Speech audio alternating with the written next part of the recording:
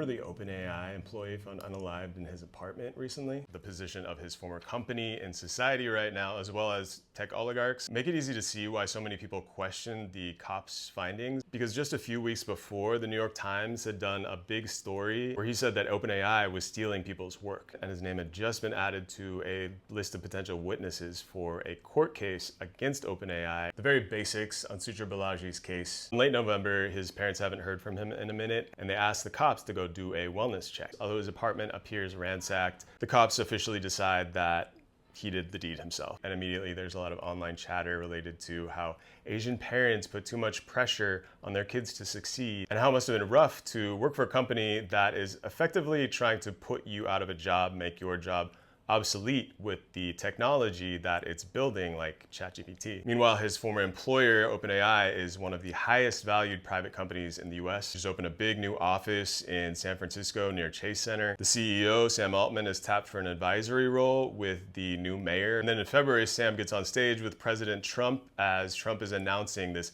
$500 billion program called Stargate. So there's a ton of pressure on OpenAI, not just from the White House and investors, but also from critics who see the negative environmental and labor impacts of AI. There are even questions about the future of human creativity. And OpenAI is at the very center of these questions. Suchir's parents end up suing the city of San Francisco to release some of the records related to his unaliving, with his mom saying that he, quote, felt AI is a harm to humanity. In March, his parents announced that they have raised enough money on GoFundMe to hire some legal experts to challenge the cops' findings. They have a new autopsy performed, and they say that not one, but two pieces of metal passed their way through Suchir's body. Also that he had some weird lacerations on his tongue. There are so many different people with pretty high stakes in this story. I'm surprised that it's not a more essential one in mainstream media right now.